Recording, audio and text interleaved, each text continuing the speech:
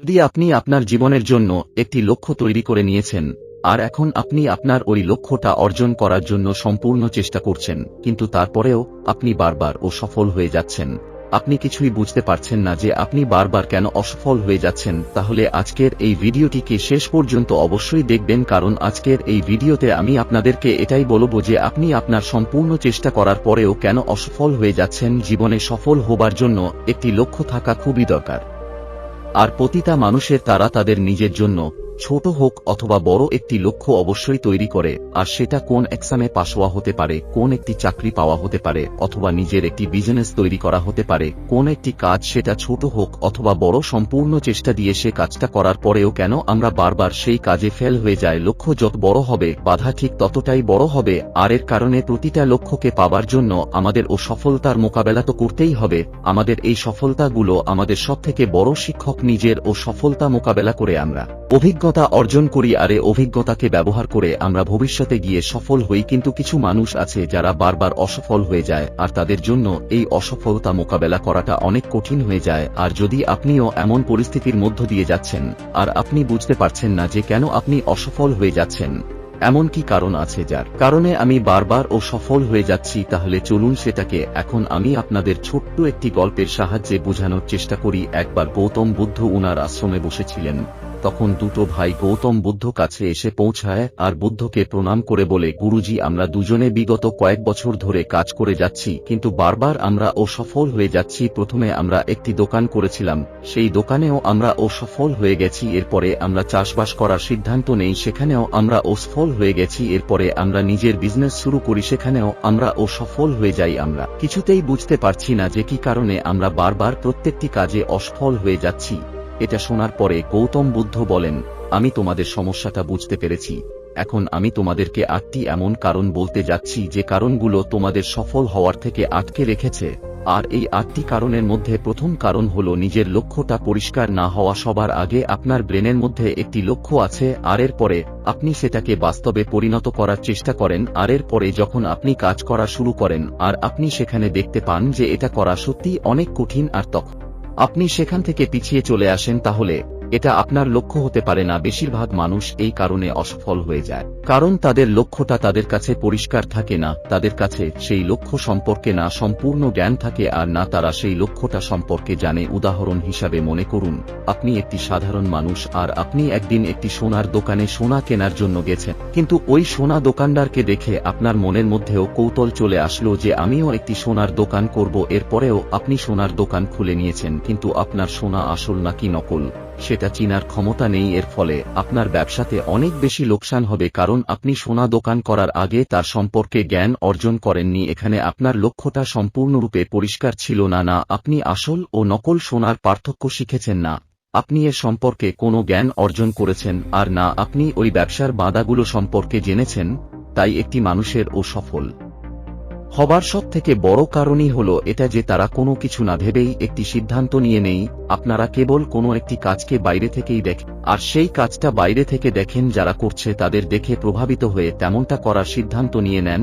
তাই কোনো একটি লক্ষ্য তৈরি করার আগে সেখানে লাগাই সময়, পরিশ্রম এবং বাধা সম্পর্কে জেনে রাখা অবশ্যই দরকার। এরপরে বুদ্ধ বলেন, তৃতীয় কারণ হলো বিশ্বাস এবং সাহসের অভাব। যদি আপনি আপনার লক্ষ্যটা স্থির করে নিয়েছেন, কিন্তু ওই লক্ষ্যের উপরে আপনার বিশ্বাস এবং সাহস অনেক কম আছে, তাহলে এটাই হলো একটি বড় কারণ আপনার সফল হয়ে যাবার। আপনার মধ্যে বিশ্বাস এবং সাহস না থাকা আপনাকে আপনার লক্ষ্য থেকে দূরে নিয়ে যাবে। আপনার বারবার মনে হবে হয়তো আমি এটা করতে পারবো না, অর্থাৎ আপনি বাইরে থেকে বলছেন আমি এই কাজটা করতে চাই, কিন্তু আপনার ভিতরে ওই কাজটা নিয়ে অনেক দুর্বল, যে কারণে আপনি একের পর এক ভুল করে যাবেন, আর এর পরে আপনি বারবার সফল হবেন, আর সবশেষে আপনিও সফল হয়ে নিরাশ হয়ে যাবেন, আর আপনি আপনার ওই লক্ষ্যটাকে ছেড়ে দিবেন। তাই মনে রাখতে হবে, আপনি আপনার লক্ষ্য যখন ঠিক করবেন, সেটা ছোট লক্ষ্য হোক অথবা বড়, আপনাকে নিজের উপরে বিশ্বাস রাখতে হবে যে আমি ওই লক্ষ্যটা অবশ্যই অর্জন করব, আর এই বিশ্বাসটা আপনার ভিতর থেকে আসতে হবে যে আপনাকে।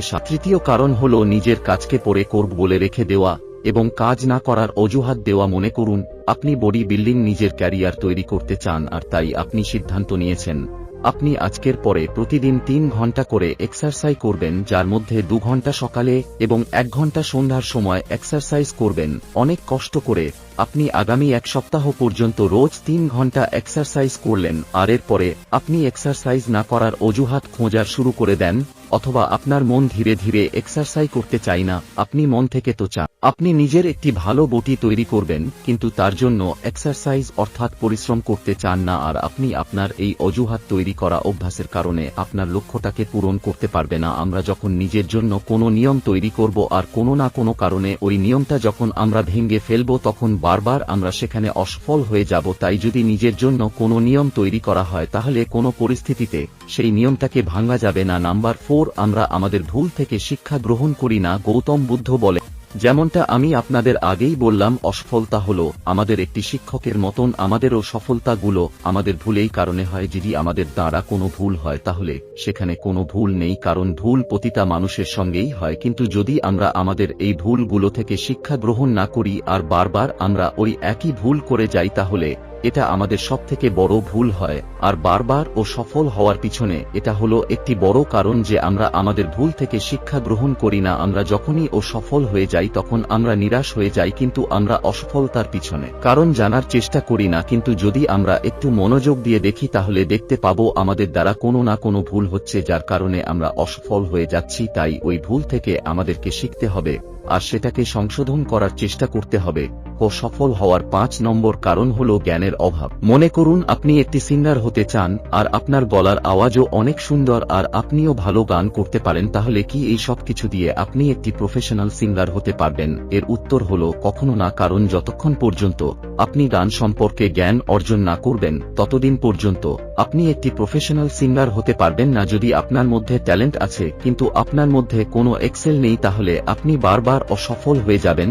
তাই আপনাকেও এই স্কেলটাও শিখতে হবে। যে কোনো ফিল্ডে যতক্ষণ পর্যন্ত আপনার প্রপার নলেজ না থাকবে ততক্ষণ পর্যন্ত আপনি বারবার সেখানে অসফল হতে থাকবেন। অসফল হয়ে যাওয়ার 6 নম্বর কারণ হলো অন্য মানুষের কথা শোনা ও চিন্তা করা। কিছু তো মানুষই বলবেই, মানুষের কাজেই হলো বলা। আপনি ঠিকই শুনেছেন, আমাদের সফল হবার পিছনে এটা হলো একটি বড় কারণকে আপনি অন্য মানুষের কথা চিন্তা করেন, অন্য মানুষের কথাগুলো শুনেন। যদি কেউ আপনাকে বলে দেয় এই কাজ করে কোনো লাভ হবে না, এর কাজের মধ্যে কোনো কিছু, অনেক মানুষ এই কাজ করার চেষ্টা করেছে কিন্তু কেউ এই কাজটা করতে পারেনি, আর আমার মনে হয় আপনিও এই কাজটা করতে পারবেন না।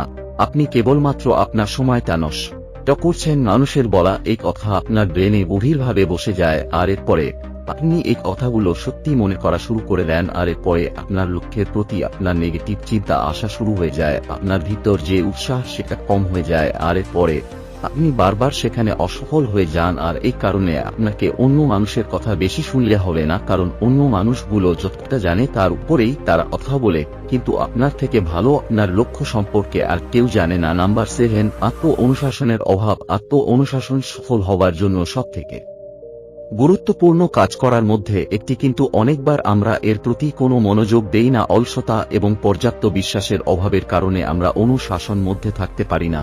যখন আপনি কোনো একটি লক্ষ্য নির্ধারণ করবেন তখন আপনাকে অনুশাসনের মধ্যে থাকতেই হবে।